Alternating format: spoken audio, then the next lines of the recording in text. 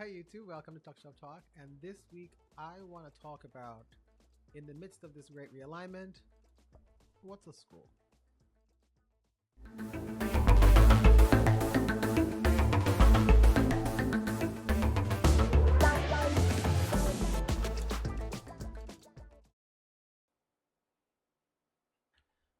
So, we hear a lot of talk about labels public school, private school, and we all know which ones you're supposed to want to like,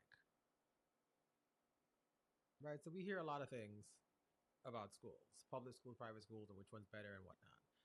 But really, all we have are public schools and non-public schools. And you could put all of your schools that are not public schools in the private school bit. Parochial schools are also non-public schools, Catholic academies and that sort of thing.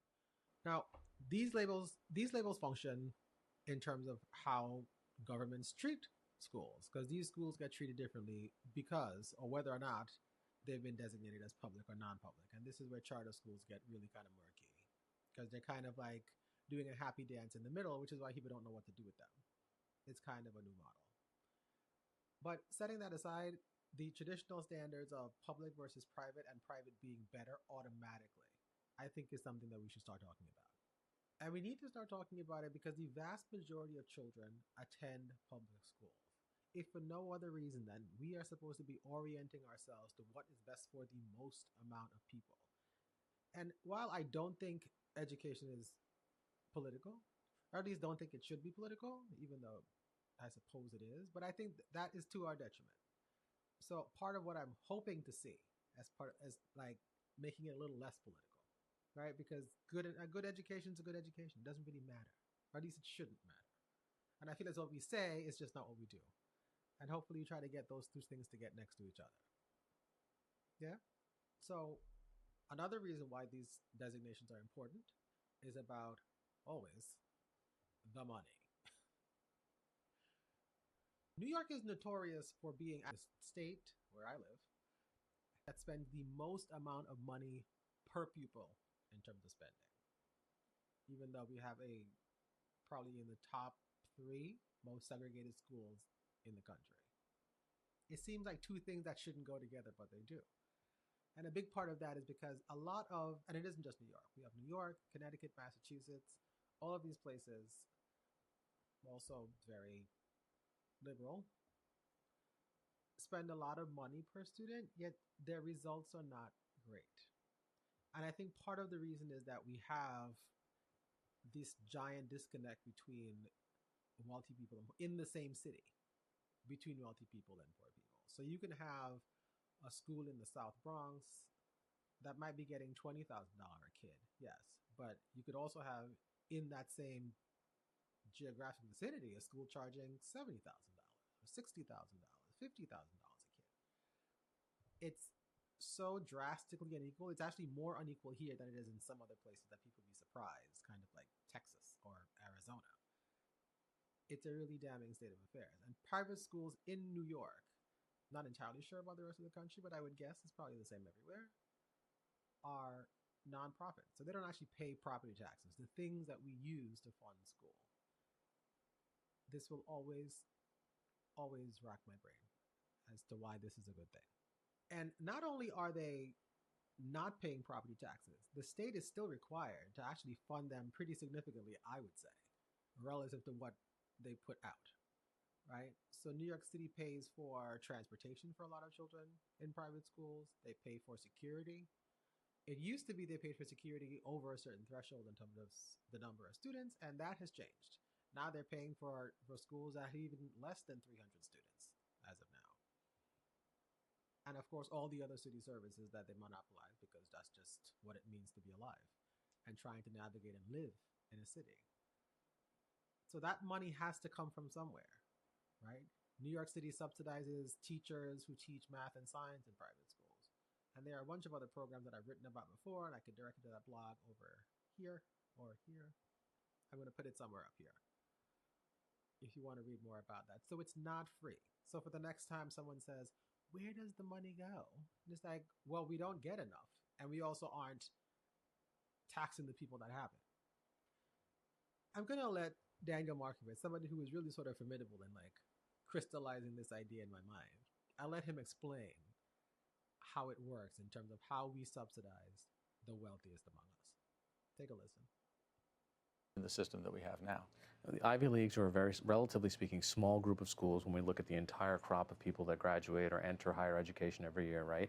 They're going to say, you know, we are selective, we want the brightest, we're not going to lower our standards to try to just diversify by socioeconomic class. We serve the public interest. What is wrong with the version of reality that they're living in versus what's happening outside their walls? So I think there are two kinds of problems here. The first is just with what happens inside the Ivy League.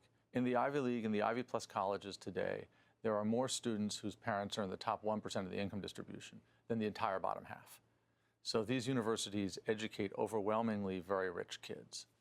The second thing is that even though they function as clubs for the elite, they're taxed as charities, so that alumni donations are tax deductible, their endowments can grow without taxation. And that's an enormous public subsidy. So somebody recently calculated that Princeton's tax exemption amounts to a public subsidy of $100,000 a year per pupil, per student at Princeton. Compare that to Rutgers, the State University of New Jersey, it gets public subsidies of about $12,500 a year. And Essex County Community College up the road gets public subsidies of about $2,500 a year. So the really rich kids at Princeton get a bigger public subsidy, 40 times bigger, than the middle and working class kids at the local community college. And that's not a just system. And in another way that we're different, public schools versus private schools, is what I like to think of as sort of accountability theater. We have two sets of schools that have two different set of rules. And because the theme of this episode is sort of like, what is a school? So for example, New York did not force private schools up until not that long ago.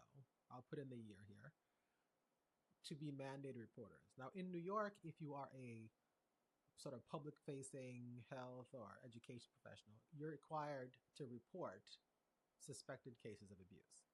For some reason, New York for a very long time did not think you needed this protection if you went to a private institution. Don't know why, it was just a thing. It's just a fundamental violation of fairness to have two places that call themselves the same thing, right? And not the private versus non-public part, because I don't think anybody thinks there's private school math and public school math. We're doing math. The different curriculums notwithstanding, we're doing math. Why the need for the division? Why does one set of school get to say, yeah, I'm going to do that, or I'm going to decide my curriculum, and another set of school doesn't get to do that? It's like, why would that not be something that you would want everybody to be able to do? Why is that something that needs to be centralized? I explain these three big things because I think this is something moving forward that we're going to have to engage with. The clock is running on schools as they function now for a myriad of reasons, and it's not just AI. We could create a school system if we wanted to, if people with power wanted to, that worked for every kid. It is not beyond us at all.